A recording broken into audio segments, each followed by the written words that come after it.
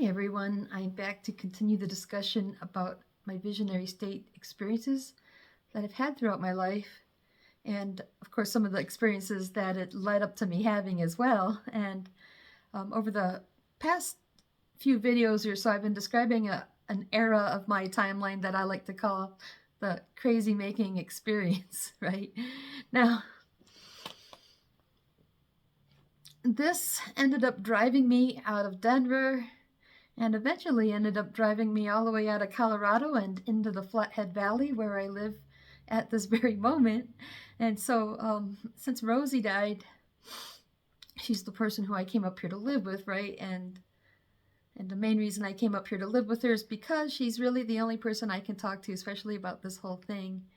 And since she died, I just felt like, well, gee whiz, what am I doing stuck here in Kalispell with all this junk? And so that's when I started the playlist, the JodyVision, to start telling, you know exactly what brought me here and the whole 9 yards. So anyways, just the idea to go back and watch those if you're just coming into this conversation now. So I'm in the point of my timeline where I had gone through a major visionary experience where I time traveled. I was kind of tricked into believing Bill Lee might secretly love me and have plans to marry me all of a sudden. And then when I started realizing these are only visions and this could be a false narrative, I felt really humiliated. It was such a horrible feeling to think I was so well tricked into it. But hey, if you go back and look at how it was done really well, and that in itself is very impressive. And that's where we say, one should have a lot of respect for the devil, because the way they do things is, man, I can't think of the word for it, but it's when you recognize that they are so good at tricking you, right? It doesn't mean you should be friends with the devil, but you gotta respect them for being able to trick you if that's the case. Of course, anytime you ask a Christian what's happening to me, it could just be the work of the devil. And so that's why I want to talk about the place I was living. The Acacia Building was on the haunted house tour every Halloween. And the story is the reason the building is haunted is because there were a lot of suicides in that building. Now, some time ago, politicians and other wealthy rich men were keeping their mistresses in the Acacia Building. And sometimes when they abandon these women, they end their lives. And the interesting parallel is that the person in my visions is somebody who had a windfall of money at some point in his career, and then he was also attempting to be a wealthy married man with a mistress. And at the same time, I had been going through a lifelong process from 1982 to the 2000 of having these visionary slips where I was being convinced that the same individual will eventually marry me. And when I realized that he wasn't, it was a very crushing experience. So that's very interesting that this is the narrative of my visionary state. And when you look at the history of the location I was staying in, that it seems to tie in with that. So, so I like to call this the crazy making experience because at this point in my journey, I felt like it was definitely driving me crazy. So I got to admit that maybe a number of things like the visionary state experiences itself may induce symptoms of psychosis. Right, so I try to have fun talking about this stuff and, kind of laughing at it in hindsight and all that stuff. So, so anyway, so a big part of the crazy making experience for me is not only going through the visionary state and realizing, oh my God, I've been manipulated in a really, really clever way. And to make matters worse, it's really hard to find anyone who will believe me. Now, most of my friends are pretty open-minded and they believe in the possibility of true magic and other paranormal stuff. but it's really hard for people to believe me. And so I feel like I've experienced a lot of kind of gaslighting and diminishment, like, oh, Jody, it's just your imagination and stuff like that. And make matters worse, having people constantly telling me, kind of shaming me, like, I shouldn't be attracted to a rock star. And if anything, that really makes me feel bad because I hate people that think like that, like people that worship celebrities and all of that stuff. Those people are such dumb butts. And so to me, it's like, it's a very shameful thing, to be, the groupie that has a crush on a rock star. And I feel like that's not exactly what I am. And that's why I really want people to listen to me. I'm not that kind of person. Okay, so that's what makes it such a horrible experience. Oh my God, I'm being labeled a groupie. Wanting to so what was I going to say about that? The thing that really made this hard for me was being labeled a psycho bitch. Maybe I shouldn't take that too personally, but if you listen to the narrative, when I went to the concert in '98, I got labeled a psycho bitch and a stalker. I was being accused of attempting to commit adultery, and then the very next year I had these people in a van chasing me and kind of punishing me for all of this stuff. And then when I went down to the Netherworld cafe to try to reconnect with Billy, he ended up hiding in the men's bathroom. And that's where I'm saying, these guys are making me out to be a dangerous psychotic, And I feel like that's a very massive over-exaggeration, because the real issue with me is that I'm actually just too friendly, and maybe I'm just socially naive, like, okay, so, you can't just go up to a rock star like Bill Lieb and expect to be able to make friends, especially with that much competition, right? So anyways, I moved out of that apartment and I went to stay with my friend Jim's, and that's where I realized I was getting to the end of where I was in visionary state before I woke up in November. And he's the one that got me into the taxi driving business. So ironically, I became a taxi driver right at the same time this whole issue was about to drive me out of Denver. So I had a good friend that was staying up in Greeley in a place that was renting out the house by the bedroom. So I went ahead and jumped on that opportunity because it was such cheap rent. I didn't think paying gas was too much of a hassle. So I was actually driving taxi in the Denver area and living up in Greeley because I felt a little bit safer up there as well. So maybe a part of me felt like I should be a taxi driver because, there was a part of me that just felt like, I know it's a risky decision to be a taxi driver, but maybe there's a part of me that had a death wish, so here I am just kind of trying to get out of the Denver area because I feel like somebody's picking on me, or maybe those symptoms of psychosis where you feel like someone's constantly trying to mess with your head, so I thought I was getting away from that, but at the same time I was willing to risk being a cab driver at the expense of anything bad could happen. But fortunately for me, it was a very good experience. I did have a few small incidences where people would run away from me, or people tried to have sex or do sexual things, like somebody tried to squeeze my boobs. And I do have a fun story about the time I had a little fight with one of my cab customers. Okay, so I love that story because it kind of tells you what you would do if you were really attacked, kind of story. But otherwise, I think I got off light as a cab driver, and I really learned to appreciate people a lot more, because there really are a lot more good and friendly people out there than you think, So while I was a cab driver, I took advantage of the opportunity to go to the club, and I made a couple friends while I was down there. I used to hang out with somebody. Actually, I knew Ramiro before the club scene, but I just remember hanging out with him a lot, and that whole clan. I'm trying to think. Sheila, we used to call her Sheila Monster, and Louie, and let's see. Then I met John Dinkle going to the club as well. So maybe he was one of the newer friends that I made. So there was a part of me that was hoping I would make more friends that share my interest in music. And at the same time, my friend in Greeley had some computer setup, so I was able to go on the band website Mind Phaser. But I kind of just ended up fighting with those people a lot because I just wanted to say, hey, the reason all this stuff came down is because, I think I figured it out and all this stuff, and I still got a lot of people kind of saying harsh things to me, you know, sort of like, well, you brought it on yourself by bringing it up. But, you know, a lot of the stuff people say, you know, just really makes me angry. And I remember even having some fights with Bill's keyboard player, Chris Peterson. He was like telling me to go see a shrink and all that stuff.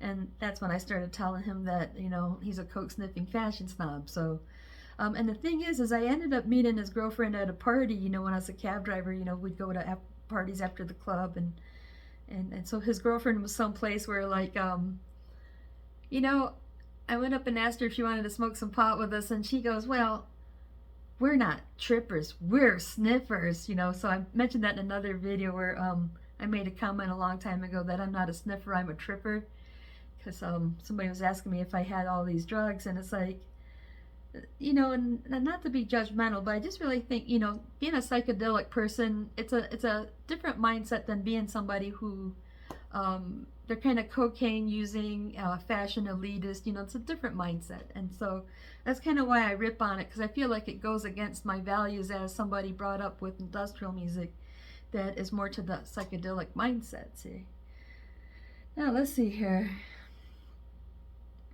Now at some point, I don't know if it was 2002 maybe, you know, probably my last year of driving cab, I met this guy named Kyle when I was at Guitar Center, and he let me know that he was involved with Delirium, and I would see his name in the list of musicians on Delirium Poem. He plays didgeridoo and some synthesizer, you know, and so, you know, I was telling him, you know, I'm trying to build a studio, I'm trying to figure out what I need, and he gave me an idea of some of the things I should buy, which was kind of groovy if you think about it.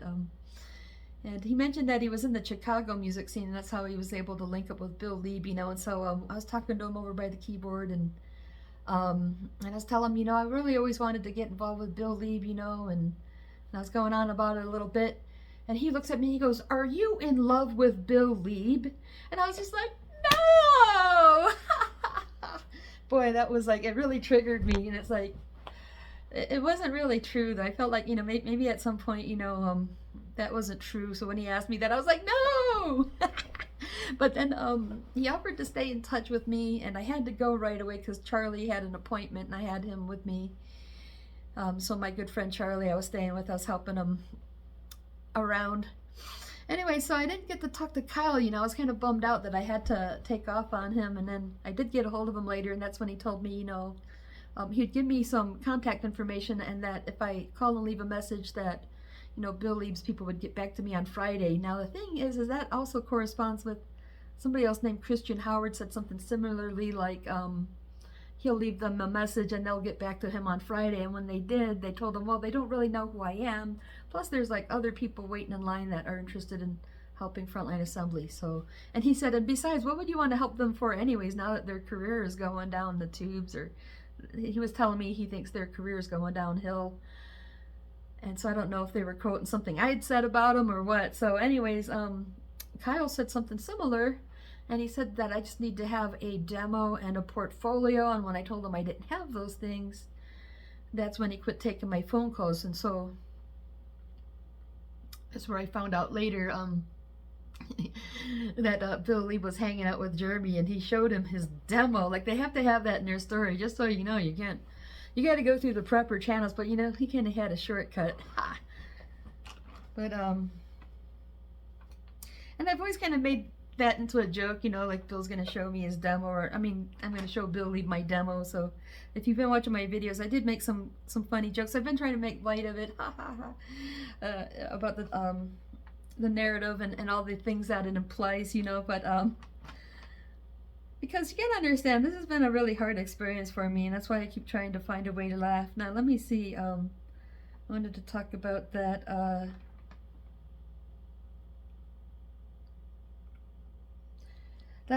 You know, I was really having a hard time letting go of it, of course. So I had moved to Greeley to get out of Denver, but I was still going to the club scene, and I was still really wanting to talk about this because I've been still trying to process it, dissect it, and put it all together. And it's like, you know, obviously I was just going into visionary state, and I can't expect any of it to come true, but at the same time I still found it very fascinating and really had the desire to talk about it a lot. But again, This really frustrates people, especially if they don't relate to it or understand it, and so the type of feedback I get a lot of times just makes me more angry, especially if it turns into uh, pointing out that I'm just, fixated on a rock star, and I just feel like that just ignores everything else I'm saying. And so I've been looking for help a little bit, and so I did go to this one lady that she was a Reiki master, and she was into like witchcraft in the real sense, and she was able to see your aura. So I actually had her do some Reiki on me and do all this and talk to her a little bit about my problems. And so her diagnosis was that my third eye is just way too open, but some of my other chakras aren't. So, whether you believe in this or not, this is something I do see as possibly true, that you do have the energy body, and it does have these type of energy centers. So in this case, your third eye shouldn't be all wide open if all these other chakras need to be open. That means you're really imbalanced. And so that's where I'm receiving way too much information at one time. And that could explain part of the reason why I had such a huge psychic dump, and it has a lot of crossed up information in it. So I think that's a very good piece of insight. As earlier on, my friend Dan had this ointment that I put on my third eye, and he said not to put too much or it would blow my third eye wide open. And I almost think I put some of that stuff on around the time the visionary state experiences started to escalate. So maybe he was right. Maybe it was that stuff. Who knows? Or that maybe I do personally place too much emphasis on developing my psychic awareness before developing all the other chakras before I get to my third eye. So the next thing, let's see here. I think I'd gone to a runes reader and talked to some other people, and so like one lady said, the biggest mistake I've made is I've tried talking to the wrong people. And the runes reader also told me, well, not also, but in addition, something else I want to take into consideration. This isn't happening to me because I'm being punished. That some of the things that are happening to me in my life are a type of adversity. So let's say I'm a psychically gifted person and there's a lot positive I can do with it. That's where we could be running into pushback, So when it comes to the world of spiritual truth, it's a huge battlefield for your consciousness. That's why spiritual truth is so hard to get, because first of all you have to be able to discern it. Secondly, there's a lot of other things to create contrast, Okay, and now I wasn't able to get a hold of Rosie till like 2002. So I mean, she was the one person that I really wanted to find someone to help me with the whole visionary thing. She was always my go-to guy for psychic awareness or anything related. And so I finally got a hold of Rosie, and I asked her all these questions, like if she remembered being in Key West, and if she remembered Billy and all this stuff. And the funny thing is, as I was going through all her boxes of stuff from her office about a month or so ago, and I found the note where she wrote down the conversation. She had the date 2000 and Key West and everything listed there. So it was kind of fun finding that and getting that sign, like yeah, 2002 is when I finally got a hold of her, and then she didn't remember Billy or anything. Boy, I was waiting forever for this. So we finally stayed in touch, and then at some point started talking about me coming to Montana to stay with her. Now, let's see here. Now, one of the last visions, so it seemed like everything got really quiet at that time. It didn't seem like I was having the visions anymore. But I might have had one more vision before I quit driving the cab, because I remember one morning, I was up so late, the sun was coming out, and I brought these people home, and they were friendly. I don't know, maybe they liked my music, so they invited me in to smoke some pot. And while we were sitting there, of course, sometimes when you're up really late, it makes you kind of sleepy, and you just go into like, I don't know, it's like you're just barely awake, half asleep. So I'm like super burned out, and we're smoking this bowl, and I must have went into visionary state, because they started telling me they had this very special person they wanted to meet, and he's in this other room. And I think I even asked them, am I in visionary state? So I don't know how much we talked about, but I got a clue that I must be in visionary state. And then we went into this other room. It seemed impossible, like that room, I don't understand how that room was even in their apartment. But there was this teenage boy sitting on the floor. He kind of had his knees in front of him and his arms like this and just like this, just and just staring straight ahead. And so, we came in and we sat down, and they said his name is Baldus. He's 15 years old. You're welcome to do anything you want with him. If you just want to talk to him, if you just want to make love to him. And I think they told me, his name, his age, and that he just doesn't talk to people. Okay. Now, when I took a look at him, it's like it would have been Bill Lieb at the age of 15, because Baldus was like that other hint name. And so he kind of had his bangs kind of more cut straight across, and his hair was darker colored. And he seemed like very light skinned, like a really pale teenage boy with, pimples, just sort of almost, it was almost off-putting, to see him like that. And not only that, but he also just looked like really withdrawn, maybe he was having such a horrible experience at that point in his life that he just wanted to,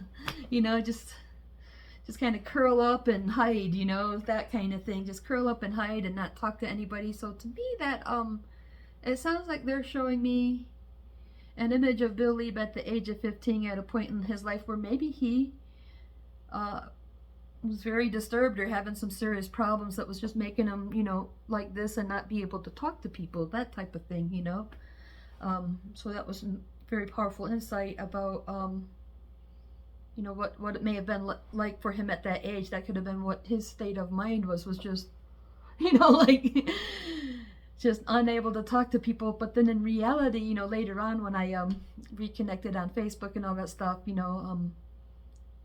he was trying to tell me himself, it's nothing personal, Jody. I just don't talk to people, and along with that, people were trying to let me know that Bill really doesn't like people to know anything about him or talk about him. So that's where I feel apologetic for talking about him so much, because I know he doesn't like people to talk about him. And I want you to know that the only reason I'm talking about Bill Lieb is because he was the subject matter in all these visions I had all these years, which again is why I'm making all these videos. I really want people to understand that I wouldn't talk about him if it wasn't given to me in that way. And so it's kind of an interesting story for that reason. And again, it reminds me of all these movies and stuff where that type of thing happens. And so because it was such a strong and urgent message, it makes it worth taking a look at to this day, kind of wonder if it means anything, I mean, is Bill in any trouble? That's what these crazy stalkers will say is, oh, I want to help him because blah, blah, blah. So I do wonder if he's in any trouble, or did hearing from me do anything to lift him up? Maybe, maybe somehow he needed to hear from me, so I don't want to be too delusional and think so, but just because of the fact that, there's so much in these visions and this whole ordeal, it makes you wonder, if there's a good reason for this at the end. And so that's something I don't want to put past, So anyways, since I had gotten a hold of Rosie, and the taxi business was dying down because we had just had the whole Twin Towers event, September 11th and all that stuff. So that's where I quit driving taxi, and I ended up having to move back to Denver. So this kind of wraps up like about 2 years of my life where I was driven out of Denver, and I lived in Greeley, and I was a cab driver in Denver meanwhile, so that I was able to still go to the club and go to shows. And so it really helped, continue familiarizing me with this music scene. But at the same time, I was also getting into trance techno and finding an alternative that I kind of think it's sort of like a yin and yang relationship. I feel like the industrial goth scene is more like an extension of the what I consider to be the psychedelic intellectual counterculture, which is the beat generation. And in a ways, the trance techno seems to be more an extension of the psychedelic spiritual counterculture, which is more part of the hippies. So maybe I'm just an industrial hippie after all. Anyways, so So interesting thing is, over the course of these 2 years of me just going, what is all this about? And just trying to sort out, why have I become the psycho bitch? You know, I get all these extraordinary visionary state experiences. And when we get to 99 and 2000, that's actually super interesting to me. I'm really sorry it has to be tied in with the whole Bill Lieb narrative, because all that does is kind of drag it down and make it look unimportant. And meanwhile, you know, having those guys call me a psycho and me wanting to defend myself every last inch of the way. And I'm sure I just made things look worse by talking about all the weird stuff in my life, so I'm probably not making things better.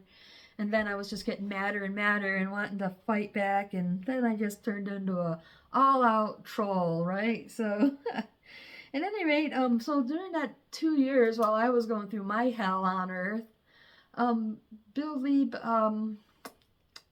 as I was saying in my other videos, I think when I met him in 98, maybe he was getting to a stage where he realizes he doesn't really want to be married, or maybe he does want to be married, but he likes to, he sees all his other friends play in the field, and like Chris Peterson, who was touring with him, he ended up scoring with Lisa from Fashion Nation, and she was a very skinny, pretty, blonde-haired girl. And so I think Chris Peterson wanted to help Bill Lieb find his own model girlfriend, so possibly him and Christian Howard may be the ones responsible for putting him on that dating website. So this is kind of jumping, well, actually, no, I am in that time period, so this is stuff I would find out later, but where it fits in our timeline is it did happen probably around 2001. I'm just putting together the math, because, you know, in 2011, I was fighting with Amelia, and she says, we've been together for 10 years, so that's 2001, and then it took until 2004 for Bill Lieb to ever get the divorce, and so that's where, you know, it kind of helps give me proof that their relationship was falling apart, because, you know, I had said something, and when Amelia replied back, her reply was that, you know, by the time those two got involved, their relationship was already over, because I felt like, you know, Amelia had done so much to make me a bad person and say that I'm in the wrong for just trying to be in contact with Bill Lieb. Well, he's just in a sexual partnership with her, nothing serious. I mean, this is not, you know, a serious marriage, a serious relationship where they're going to end up getting married. You know, they were in a sugar daddy relationship where, you know, he just wants a sex partner, and I knew they weren't anything serious. So she was really giving me a lot of grief over interfering in their relationship, and that's why I'm just like, well, hey, wait a minute, you were cheating on, you know, you were sleeping with Bill while he was still married, you know, and it's like, oh, well, their relationship was already over by then. So by the year 2001, their relationship was already over. And then, you know, there is a good song I would like to recommend. Oh my goodness, I've never done this before. Just decided I'm going to show you a record right out of my collection. But let's see here. So let's go into, am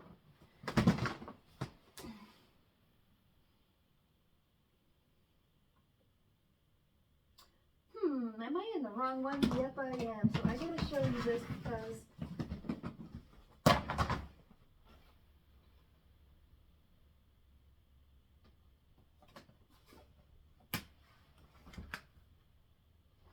darn it. Never mind.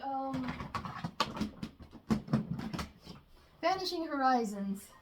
So, I want to find you guys Vanishing Horizons.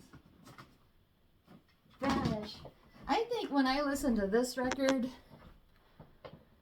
it sounds like he's talking about leaving his wife, you know, so maybe it's like Vanishing Horizons, we leave each other cold. And then, so anyways, I wanted to bring that up, you know, when I heard that, it's like I almost had this weird dream that I was riding with Bill Lieb and his wife, and like I just all of a sudden, here I am, I'm just like right there in Bill's lap, and I could see the look on their face, and they just looked like those guys were living a very cold and dour existence. And then I've got this here, and I'm thinking, I wonder what that means. Like I had that dream, and I just felt like, wow, you know, maybe Bill Lieb really doesn't want to be married. But anyways, he did start seeing that girl in 2001, so that's where I feel like it supports my case that probably when I met Bill Lieb in 98, he at that point maybe realized he didn't want to be a married man or live a proper married life. So that's where I feel like, you know, a lot of this is unfair to me in the way of, you know, kind of some of the social persecution I'm being paid, you know, like, you know, calling me crazy and all this type of stuff to deflect, you know. So what I like to say in jest is, you know, as far as Bill Leeb calling me crazy, that's like the pot calling the kettle black, as you see. That Billy Leeb, he ain't nothing but a crazy old electronic executioner. And what I think is crazy is him getting into that mindset of, hey, I'm a rock star and I should be dating these young chicks, you know. And so, I mean, I think the stuff that makes, you could say either of us might qualify as crazy, right? That's why pot calling a kettle black. You know, what makes me crazy is probably that I'm too friendly, I'm too playful, and maybe, you know, my lack of social etiquette or whatever. But psychotic is that's a really harsh thing to call somebody, and that's why I'm just saying, hey, you know, the people calling me psychotic, you know, what if that's not just reverse psychology? You know, like, you know, the people saying that about me, you know, I feel like they're willing to let me get hurt and they're willing to suggest that I end my life, you know. So to me, I think that's way harsher than what I'm doing. You know, I'm just like poking fun at somebody because it seems to me like, you know, he's got a big ego and, you know, and that they've said a lot of things to hurt my feelings. And so I just kind of want to poke back and make fun of it, you know. And so that's where I really have a serious problem, though, with the psycho bitch thing, and I feel like, again, it's something that I should let go of, except that I haven't really found proper reconciliation, you know. So I talked about in other parts of my story where, like, I tried to come back and see Bill Leeb in, you know, 2007, and I thought there was a lot of reconciliation, and because me and him got to do a big hug, because I just really felt like, you know, I did say a lot of harsh things about him in retaliation earlier on, and that I wanted the reconciliation. But as time went on, you know, that's where I want to talk about the visionary state stuff and how it sort of pulls me in, and I try to back out, it gets pulled in again, and I feel like, you know, in a roundabout way, I've made things worse by, you know, constantly trying to stay in touch with Bill Leeb. For some reason, I feel like I should stay in touch with Bill Leeb, and that's, you know, what I'm trying to explain this whole way here, because I'm very conscientious about how that might look if I'm not really wanted, you know. But that's where as a martial artist, it's something I can't tolerate, as being labeled as a dangerous person. Now, we have a little joke that we like to make good people dangerous, but I think the way that you go and make a good person dangerous is you drive them crazy with all this type of, you know, mental manipulation and stuff. So, like, if I'm crazy, and part, I think it has a lot to do with mental manipulation in a bad way, but in a good way, I'm crazy because of, you know, my creativity, my way of playfulness, and the way I like to joke around. And, you know, people love rock stars that act crazy, you know, and in such a way that it's enjoyable and entertaining. So we love that craziness, but not if it's a bad crazy, like, you know, I think somebody's crazy because they believe I should go to a federally certified counselor to deal with my problems. So there.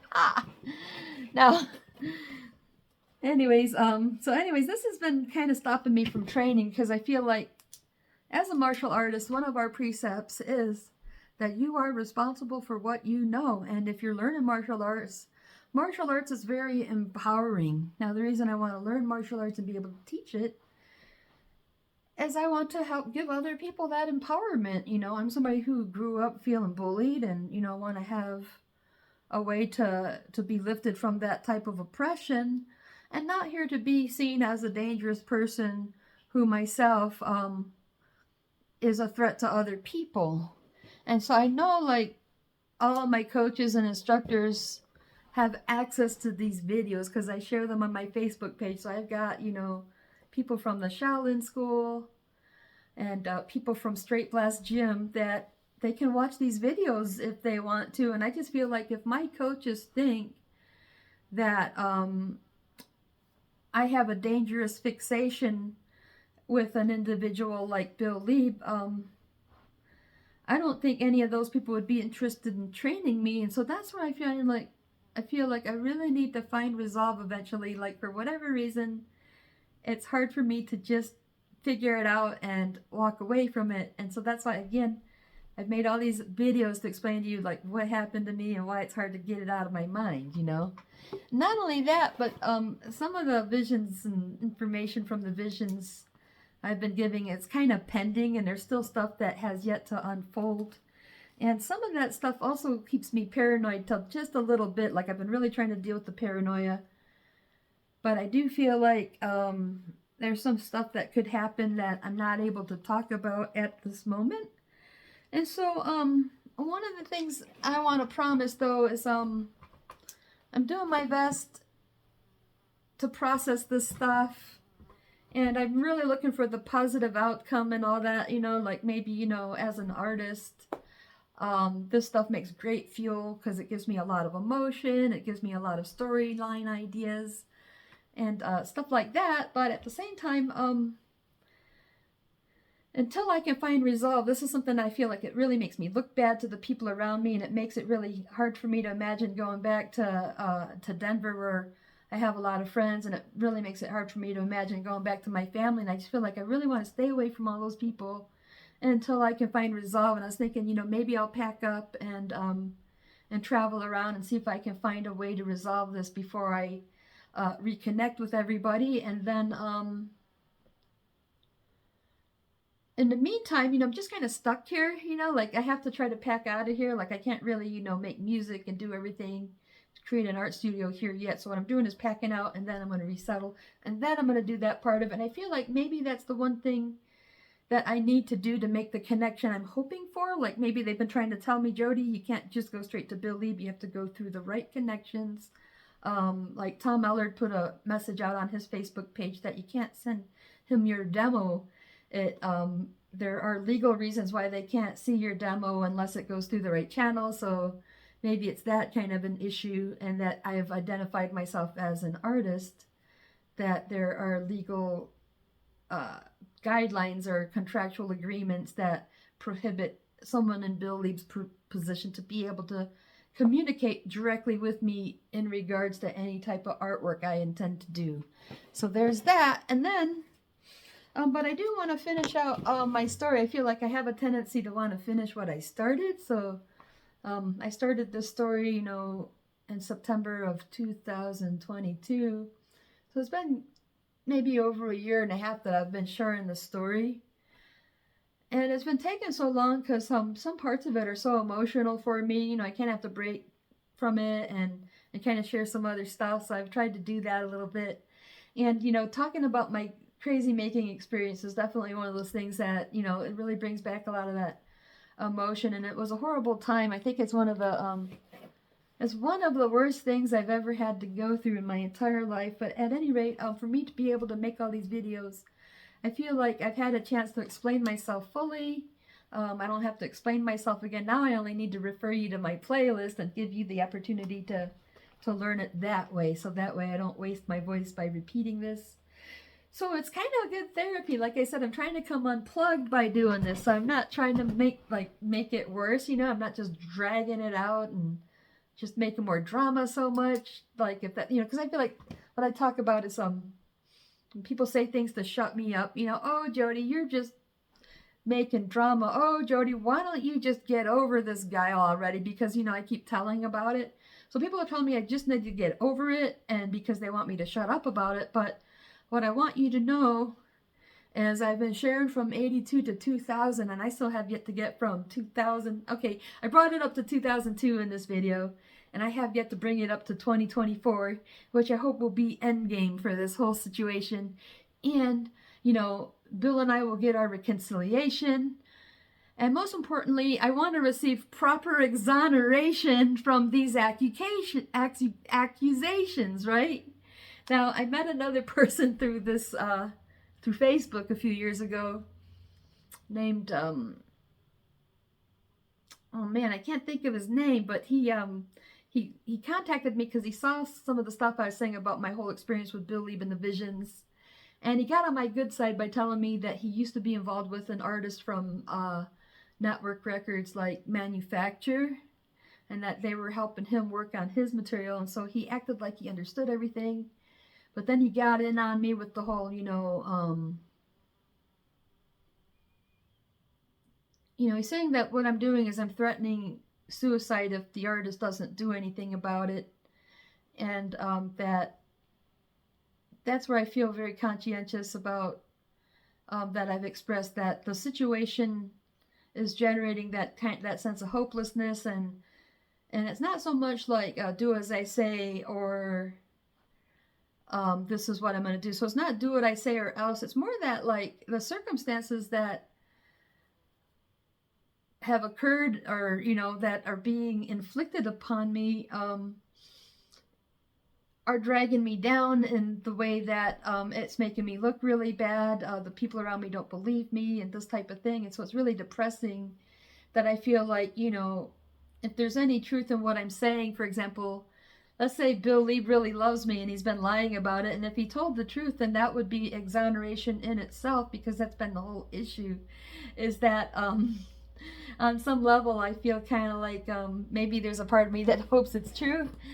But at the same time, if it's something where like maybe he just likes me, that's one thing. But just being able to, I don't know, be exonerated from the accusations would be nice. And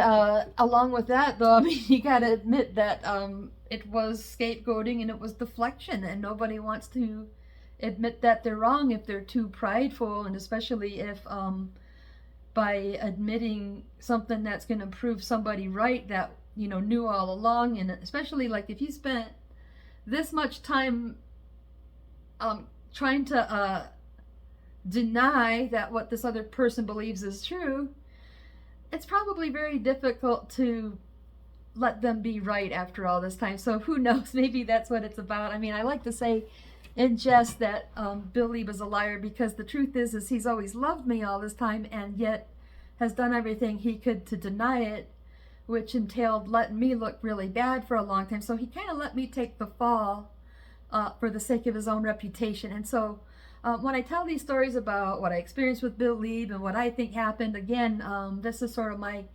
point of view, my perspective, and a lot of my opinion, so I don't want it to be seen as slander.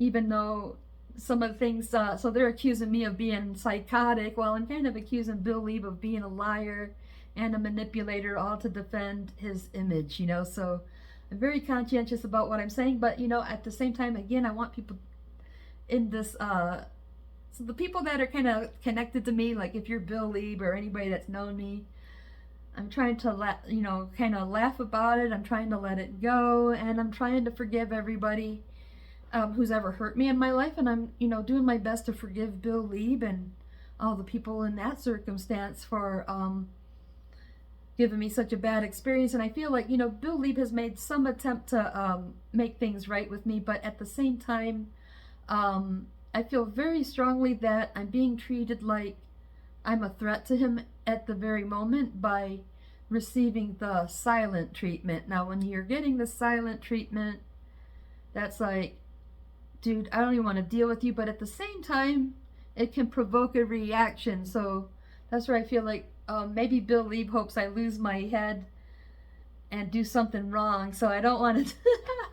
So I feel paranoid that he's letting me look bad and hoping that I make things worse or something like that is what I mean, so that's what I don't like about it. And I think that he's been able to see some of these videos, so he's definitely given me the silent treatment a lot more than he has in a long time. So I do feel a little bit paranoid that they could be plotting against me, like maybe they think that they should seek legal help or something like that. Then I'm not really sure. So that's where I do feel a little bit paranoid that I can't communicate with Bill Lee, because for all I know, they're treating me like I'm a threat and they're going to take some kind of action against me. So that's where anyways, I would rather receive some sort of, and I say exoneration like this because this person I met from Facebook who told me he was involved with the guy from Network Records, he kind of got on my shit about the way I'm coming off, you know, as one of these fans that, you know, there's a lot of artists out there have had to deal with these type of psycho fans, you know, and he's just telling me I'm one of these bad fans, you know, one of these malcontents, and that he knows enough about psychology that I'm probably just experiencing psychosis and none of this means anything anyways. Well, what he told me, which was probably meant to be of comfort, was that he was accused of raping somebody. He's been to prison and he's been put through all these hoops, and he's saying it's not fair to him because it's not true, and yet he's still paying the consequences. So I almost felt like meeting him was kind of like having one of those stories where you're just like, ouch, I hurt my finger, and you're like, oh yeah, well, I had my whole hand chopped off and so on. So, you know, maybe me feeling like I want exoneration because I was accused of being a dangerous psychotic is kind of small potatoes compared to this person wishing that he could be exonerated because he's being accused of rape. And so that's where I'm saying, you know, I feel like I'm being treated almost as badly as if I have done something to violate the man, you know. And that's where I feel very conscientious, like, you know, that I don't want people to see me like that. I think that I'm just a funny and friendly person, but I am emotional and I have a lot of old issues and trauma and all that stuff. But at the same time, I think calling me a dangerous or psychotic person is exactly the opposite of what I am. And so that's where, again, I really hope that I can have that face-to-face opportunity or that exoneration I'm looking for. But again, I'm just going to keep making these videos for me. You know, I just want to share my side of things. Maybe it feels good to get it all off my chest. And along with that, you can kind of see where, like, and I feel like I'm being cursed, so that's why I made the video, the Billy curse. It's just like, there's some weird stuff about my life, and I think if you know anything about industrial music, maybe your life should be weird, if that's the community that you identify with, if that's the music culture you prescribe to. Don't be surprised if you've had a strange life, you know. And so,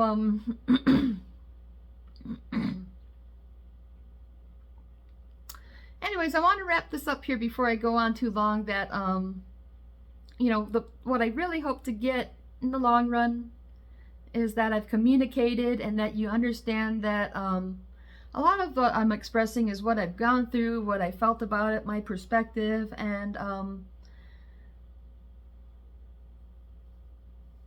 that I've explained it enough times that hopefully I don't have to explain it again. And then when I catch up to the now, hopefully the videos I make are going to be documenting all of the good plans that I have in my life, and that it will eventually lead up to way more interesting subject matter and way more interesting times than I've had up until this point. So at any rate, everybody have a great day, and hopefully you have a good time. And again, I want to bring back one of my major policies, is that we really should be having fun for the rest of our lives. Okay, I love you all. Have a great day. Bye-bye now.